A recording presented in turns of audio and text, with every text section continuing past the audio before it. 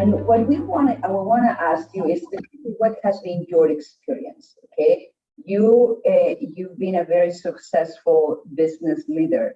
You led operations here and in Latin America. Now you are in several boards, public companies, not public companies. So I think you are a role model for other people in the region, especially women, on how to get there. What is the greatest challenge you face when breaking the glass ceiling as a woman leader in Latin America? What was the biggest challenge that you had? I would say, Mar, in Latin America, I was very lucky because I got into the right company out of college. So I started working for Procter and Gamble and in Mexico City. And I can tell you, I never felt a glass ceiling there. It was a place, the first day I joined in 1989, there was already a female general manager there.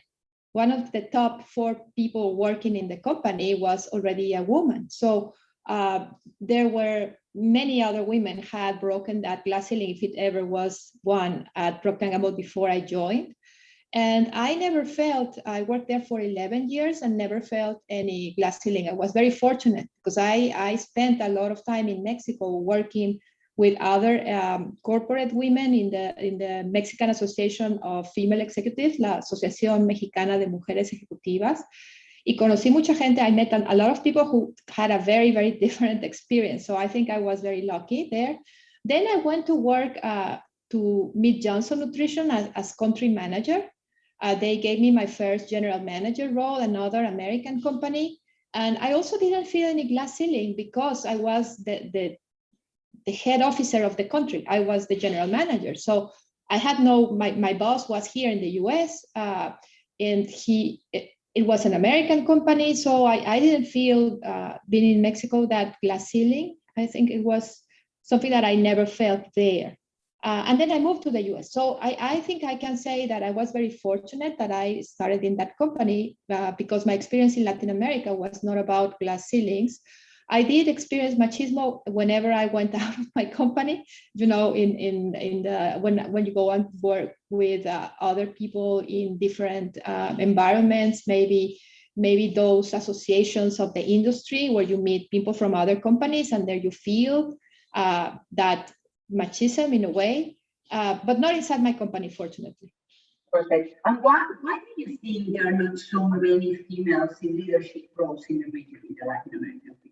I do think there are, first, I would say there are some companies that foster female leadership. I think those companies share a few characteristics that are important.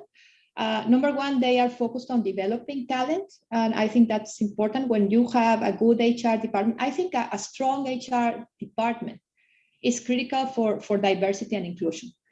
You need to have development programs that are tailored to address the needs of not only everybody, but also those women and other minorities. When you have an HR department that focuses on addressing the particular needs of women, and I'll talk a little bit about that, I think that's important.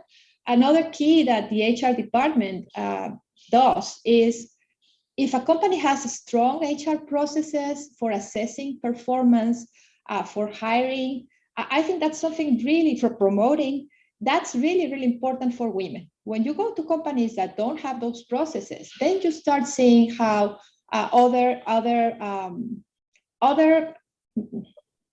variables that are not merit get involved in the decisions.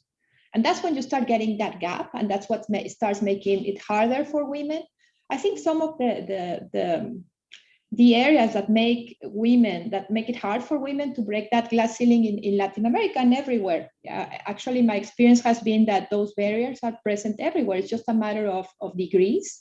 And Latin America is a place where the degree in which they stop you is relatively high. But things like, for example, I would say networking. A lot of women, I think the main barrier that women face is the fact that they are the primary caretakers in their families. And because of let me say once again, machismo, their partners don't play a strong role in many cases.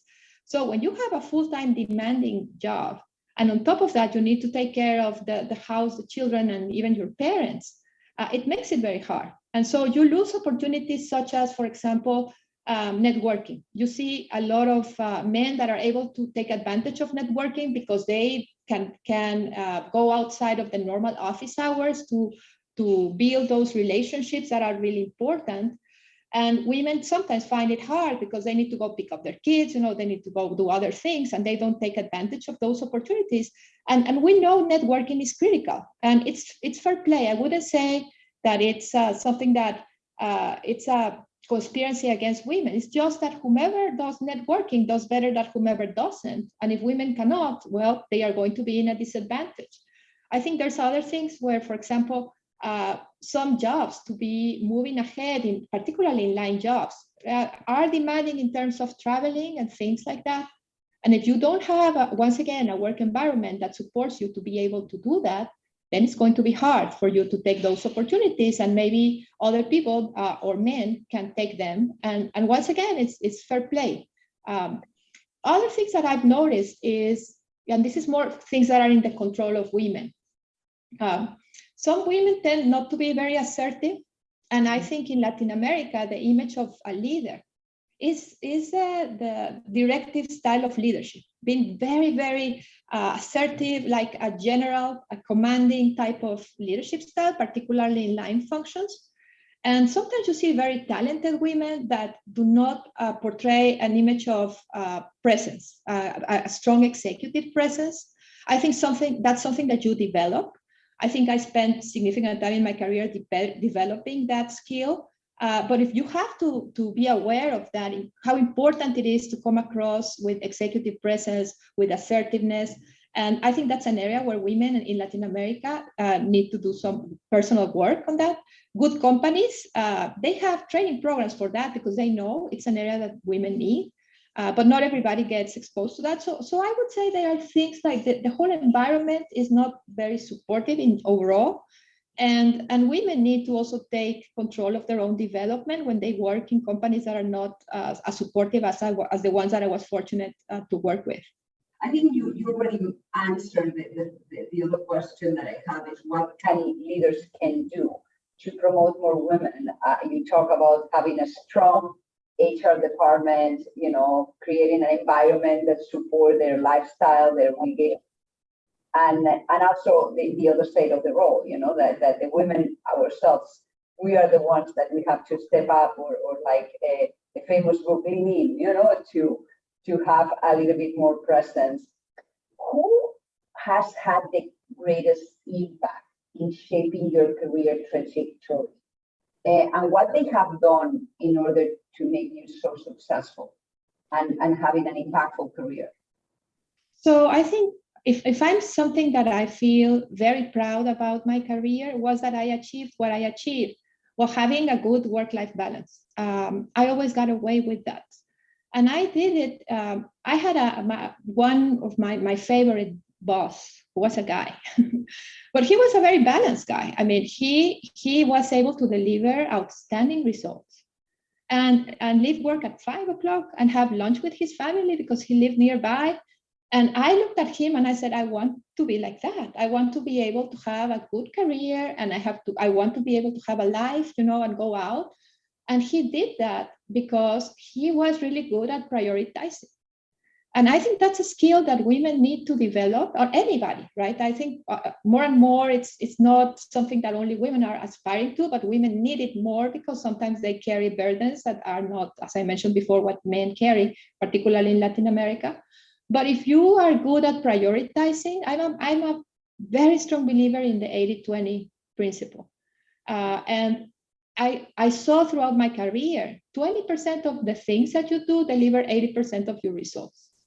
If you're able to understand very clearly what that 20% is and make sure that you do it really well, then you are going to deliver very good results. And then you need to spend time trying to optimize, minimize, eliminate the other 80%. How can you delegate? How can you simplify? How can you avoid that 80%? So I also spent a lot of time looking at books of how to become more productive. You know, every year I try to figure out how can I be more productive. I always try to say, how can I do my job in less time and be promoted and do well? That's what I always try to do throughout my career, and was successful at. And it was this boss that inspired me because he always was able to do it. So I saw it could be done, and then I spent time working on that. So prioritizing is the number one thing I believe that is the key for happiness and success at work. What action those organizations are taking to promote greater inclusion for women? What is the trends that you see at the board level in order to promote that? And this is talking Latin America or not Latin America. At the end of the day, it's a woman thing. So I think the research tells us statistics are key. You need to understand where you stand. And that principle of whatever gets measured gets done. It starts there.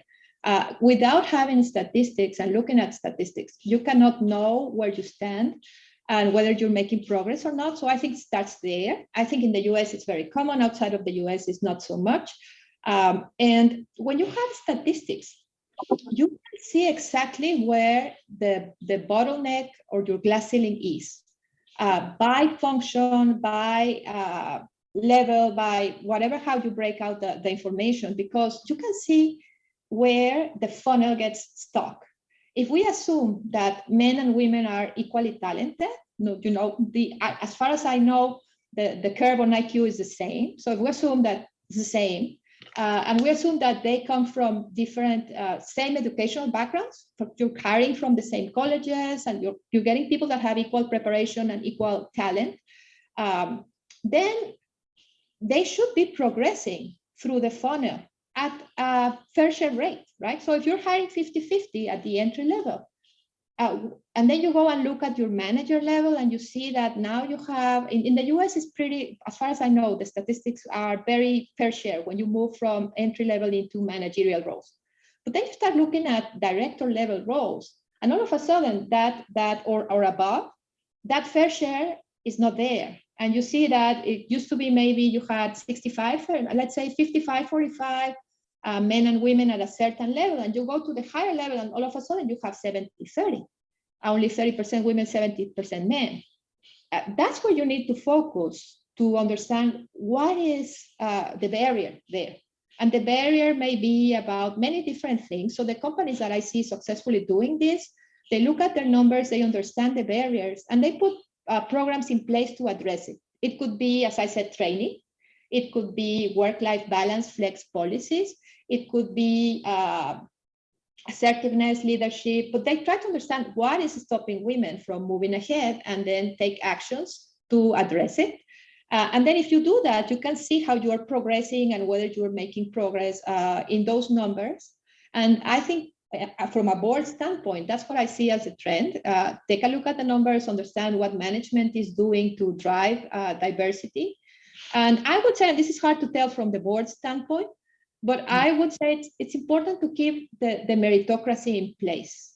I've seen places that have said, we need to fix our diversity numbers, we need more people of color, we need more women, and they just go and hire. And that doesn't work well. From my standpoint, it needs to be complemented, right? I mean, it has to be, women need to be developed. It's fair to acquire talent, that's fair. But if you just say, I'm going to fix my diversity gaps by hiring, and you don't make changes in the culture, you don't make changes in the training and stuff, that's not sustainable. So I think that people need to be careful about that. Sometimes I've seen people are not ready being put in positions just because they come from a minority or they are women. And that's not a good thing for the person or for the company. Other people, employees see that, and they don't like to see that it's not fair. And the person is also put in a situation that it's not setting them up for success and setting them up for perpetuating maybe stereotypes of why we don't have people of this type in this position. Of course, women cannot do it for this reason, people of color, whatever. So I think that it has to be done keeping the meritocracy in place, making sure that there's the same rules for everybody and that you are expecting the same things for everybody, no matter gender or color of the skin. We are having a lot of conversations at the board level about diversity, trying to make them understand that it's not only the hiring That is a culture. No? And starting from even giving training to their executives on unconscious bias. Okay, because sometimes people don't realize that they have those bias. And training the whole executive team, you know, by the board saying you need to train our people just to make sure that they understand the biases that they may have. But anyway, I love the answer. What advice would you give to the next generation of Latin American women leaders? You know, you've been there, you've done it. You, as I said, you have a very successful career that ended up in several board positions. What advice would you give to young women that they want to get where you are right now? So I would say from a professional standpoint, I think to make sure that women thrive, you need, it's like a three-legged stool. One leg is the company. So I think it's important to pick the right company and make an effort to understand, do they support diversity? Don't they? I've seen companies that don't, and it's really hard, even if you're really good, to be successful if you're not in the right environment. So I think understand what kind of company you're getting into. Second thing is, does that company have the HR processes that I talked about? Is there training? Is there, how good are these? When you're having those interviews with the HR people for coming into a company, ask the questions. What is your performance review process like? How do you consider this to be a meritocracy? Ask how many women do you have in whatever levels to see if they walk the talk, right? So I would also do that to really focus on understanding how the HR processes work. And then I think there's a lot that women can do for themselves in terms of training.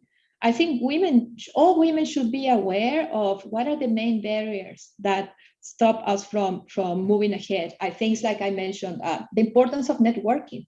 How can you prioritize to find the time to do smart networking? Maybe you won't be able to have as much time as other people can because they don't have other family burdens, but how can you be smart and do networking? Because the fact is, if you don't, it's going to be an issue for you in your career. How can you also understand your strengths and weaknesses? I mean, assertiveness, executive presence, that's critical. Everybody that has it does better than those who don't.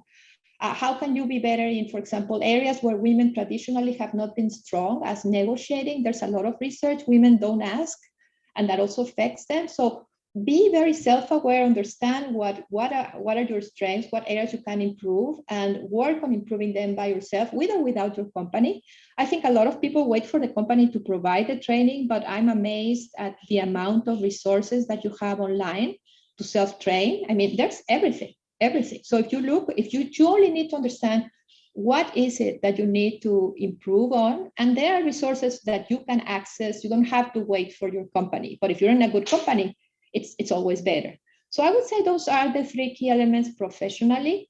Personally, I would say, and I'm not the first woman to say this because I think it's something that has been said by Madeleine Albright and other people, find the right partner. Personally, I mean, I think something in common with all the women that I have met that have a family, a career, and a partner is that they chose the right one that really supports them and looks at them as equals in terms of the importance of your professional goals. I think that's really, really important for women and something to keep in mind. Graciela, anything we lost or we missed that you think that is important in this series that we are putting in place? I think American companies take for granted that people understand the value of diversity because it's something that is so well understood here and it's a value that you see in the country.